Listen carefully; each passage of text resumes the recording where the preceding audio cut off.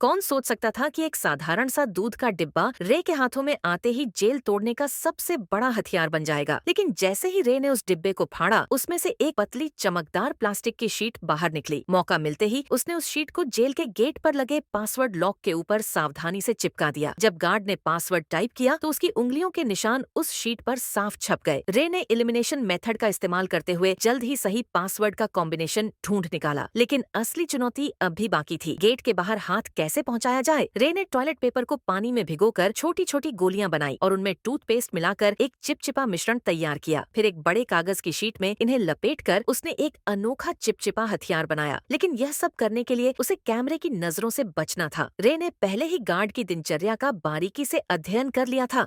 हर बार जब गार्ड उसे सेल में बंद करके जाता, वह बाहर सिगरेट पीने और समय बिताने के लिए चला जाता। इस दौरान मॉनिटरिंग रूम 7 मिनट के लिए खाली रहता था। यही रे का सबसे बड़ा मौका था।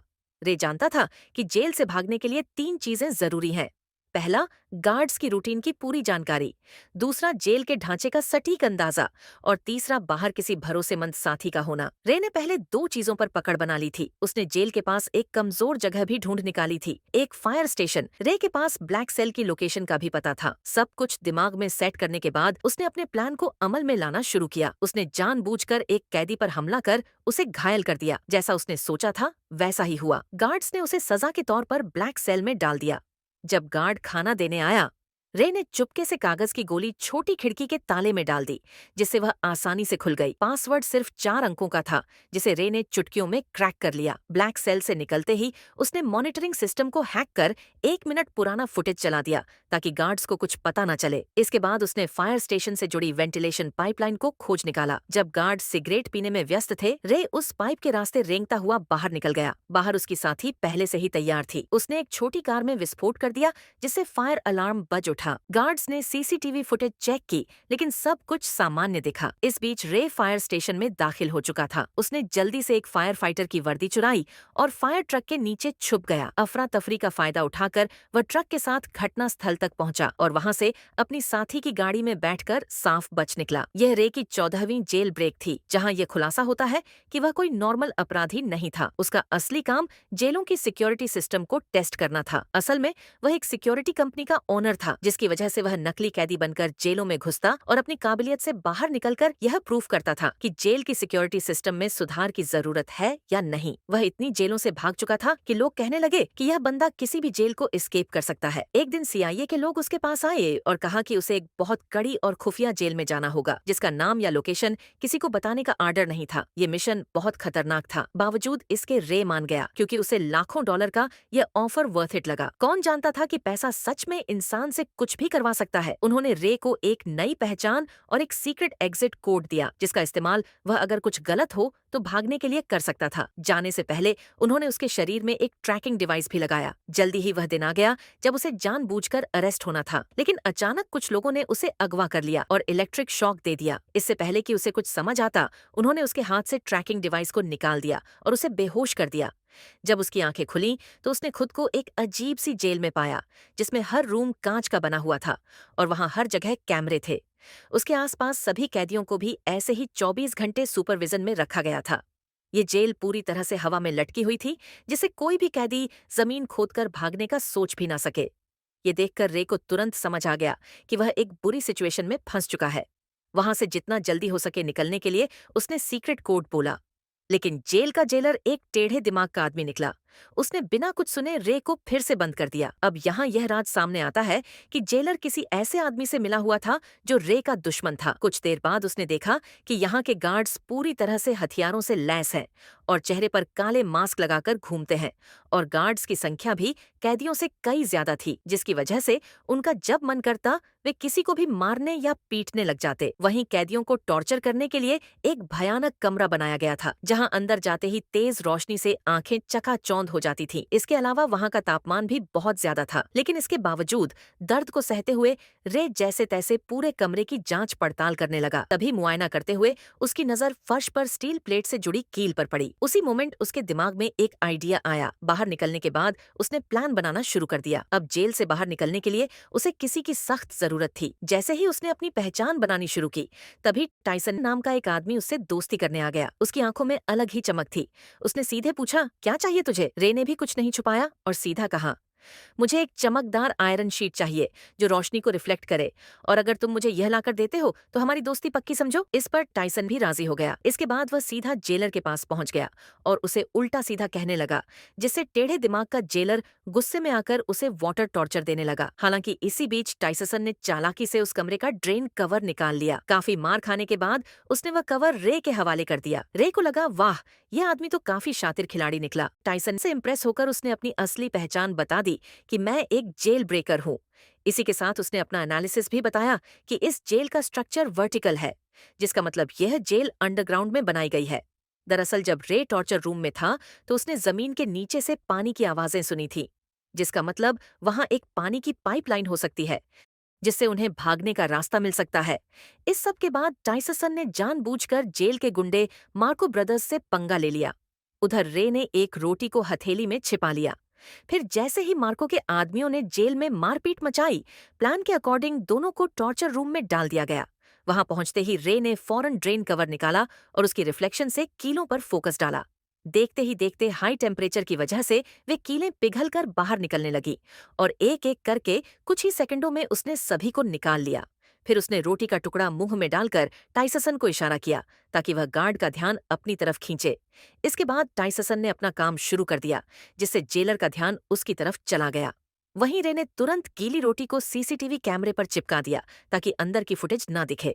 फिर वह फ्लोर से नीचे उतर गया और पाइपलाइन में चढ़ते हुए आगे बढ़ने लगा, लेकिन बदकिस्मती से रास्ते में गलती से एक तार टूट गया, जिससे पानी बाहर आने लगा। आखिरकार जब वह ऊपर पहुंचा तो उसके पैरों तले जमीन खिसक गई, क्योंकि यह जेल जमीन के नीचे नहीं बल्कि समुद्र के बीचों बीच पानी की एक विशाल शिप में थी, जहां से भाग पाना नामुमकिन था। इस बीच पानी लीक होकर जेल के अंदर भरने लगा, जिसकी वजह से टॉर्चर रूम के कैदियों को रिहा कर दिया गया। खुशकिस्मती से रे गार्ड्स की नजरों से छिपकर समय पर वापस आकर बच गया। हालांकि दूसरी ओर एक नई मुसीबत उसका इंतजार कर रही थी। दरअसल जेलर को फर्श पर छोड़ी गई कीलें मिल गई, जिससे वह समझ गया कि रे ने जेल तोड़ने की कोशिश की है। उसके बाद उसने फौरन एक आदमी को कॉल लगाया, जहां यह राज खुला कि रे को इस जेल में फंसाने वाला कोई और नहीं बल्कि उसका बिजनेस पार्टनर लेस्टर निकला, जिसने कंपनी के लालच में आकर यह साजिश रची थी। अब अगले दिन किसे पता था कि रे के ऊपर टॉर्चर के बादल मंडराने लगेंगे। जब जब वह सोने की कोशिश करता, गार्ड्स उसे जगा देते और इसका फायदा उठाकर वह उसे खूब मारते पीटते भी थे। ऐसे ही कई दिन बीत गए। रे पूरा दिन बेहोशी और थकान में रहता। आखिरकार उसकी हालत देखकर गार्ड्स उसे रोज मेडिकल रूम ले जाने लगे। कितने जख्म, कितनी दर्दनाक यादें, कितनी टूटी उम्मीदें, फिर भी वह अपनी लड़ाई लड़ता रहा। डॉक्टर भी उसे देखकर दंग हो जाता था। कुछ दिनों के बाद टॉर्चर का सिलसिला खत्म हो गया और उसने फिर से प्लान बनाना शुरू कर दिया। दरअसल खाना खाने के बहाने वह टेबल के नीचे चोरी छिपे एक डायरेक्शन बताने वाली डिवाइस बनाने लगा। इसी दौरान उसने मार्को से मिलकर उसे अपनी टीम में शामिल कर लिया, जिसके बाद तीनों ने मिलकर एक ताबड़तोड़ प्लान बनाया। प्लान के हिसाब से मार्को भाई ने जेलर से झूठ बोला कि मेरे पास खुफिया जानकारी है जो मुझे डेक पर जाकर पहुंचानी है। ये सुनते ही जेलर ने उसे डेक पर जाने की परमिशन दे दी। अब वहां पहुंचते ही मार्को ने डायरेक्शन डिटेक्टर से मेजर करना शुरू कर दिया, मगर रे के लिए इतना काफी नहीं था। उसने नोटिस किया कि फ्लश करते वक्त पानी घड़ी की उल्टी दिशा में घूम रहा था। अब सारे डाटा को एनालिसिस करने के बाद उसने कंक्लूड किया कि वह अभी नॉर्दर्न हेमिस्फेयर में है। फिर एक नए आए कैदी से पूछने पर पता चला कि अभी नवंबर का महीना चल रहा है। इसके बाद रे ने अपने बॉडी टेम्परेचर को ध्यान में रखकर अनुमान लगाया कि वहां का तापमान जरूर मोरक्को को तट के आसपास का होगा। इतनी मशक्कत के बाद आखिरकार अंत में जाकर उन्होंने क्लियर लोकेशन का पता लगा ही लिया। हालांकि लोकेशन पता होने के बावजूद वे वहां से निकलते भी तो कैसे? तभी टाइसन ने कहा कि अगर हम किसी तरह से बाहर मौजूद मेरे आदमियों तक मैसेज भेज सकें तो हमें यहाँ से निकलने से किसी का बाप भी नहीं रोक सकता। उसकी बातें सुनकर रे को लगा कि इस जेल का डॉक्टर शायद उसकी मदद कर सकता है। उसके बाद उन्होंने एक प्लान बनाया जिसके अकॉर्डिंग टाइसन ने जानबूझकर रे पर हमला कर दिया, जिससे वह डॉक्टर के पास जा सके। ऐसे ऐसे ही कई दिनों तक रे बीमार होने का नाटक करके रोजाना डॉक्टर के पास जाने लगा। डॉक्टर को भी रे का दर्द बर्दाश्त नहीं हुआ और वह उसकी मदद करने के लिए राजी हो गया। अब यहाँ यह खुलासा होता है कि दरअसल डॉक्टर भी यहाँ उम्र कैद की सजा काट रहा था, इसलिए उसने रे को उसके परिवार से मिलाने का वादा किया, जिसके बाद उसने गुप्त रूप से रे का मैसेज टाइसन के आदमियों को भेज दिया। सारी तैयारी हो चुकी थी। तभी रात को जेलर ने देखा कि रे दीवार पर कुछ टैप कर रहा है। असल में यह मोर्स कोड था और जब जेलर ने इसे डिकोड किया तो लिखा मिला कि कल सुबह सी ब्लॉक में दंगा होने वाला है। यह देखकर जेलर के पसीने छूटने लगे। उसने तुरंत सी ब्लॉक में 3 गुना सिक्योरिटी बढ़ा दी। अब उसे कौन बताए कि यह तो रे का मास्टर स्ट्रोक था। असली दंगा तो उसके अपने ब्लॉक में होने वाला था, जहां सिर्फ 2 गार्ड्स ही बचे थे। अब जल्दी ही अगली सुबह 2 गैंग्स आपस में भिड़ जाते हैं। इस हंगामे का फायदा उठाकर रे, टाइसन और मार्को वहां से भाग निकलते हैं। तभी भागते भागते रे कैमरे के सामने आकर जेलर को चिढ़ाता है। गुस्से में आकर जेलर सभी गेट्स को बंद करवा देता है। फिर तीनों पाइपलाइन के रास्ते से जेल की छत की तरफ चढ़ते हैं। जब वे डेक के बिल्कुल पास पहुंचते हैं तो उनका रास्ता एक इलेक्ट्रॉनिक गेट से बंद हो जाता है, जिसे खोलने का बस एक ही रास्ता था कि पूरी जेल का पावर ऑफ कर देना। इस जोखिम भरे काम से सब वापस पकड़ा जा सकता थे। वहीं दूसरी तरफ जेलर ने मोशन डिटेक्टर के जरिए उनकी लोकेशन ट्रेस कर ली और फिर सारे गार्ड्स उनके पीछे लग गए। तभी भागने के दौरान मार्को को गोली लग जाती है। वह समझ जाता है कि उसका जिंदा बचना अब मुश्किल है, इसलिए वह अपने साथियों को भागने को कहता है और अकेले गार्ड्स को रोकता है। जैसे तैसे रे नीचे पावर रूम तक पहुंचकर पूरे शिप का पावर ऑफ कर देता है और ऊपर गेट खुलते ही टाइसन तुरंत डेक तक पहुंच जाता है। खुशकिस्मती से वहां हेलीकॉप्टर भी पहुंच चुका था, लेकिन टाइसन के मजबूत इरादों की वजह से वह रे को अकेला छोड़कर जाता भी तो कैसे।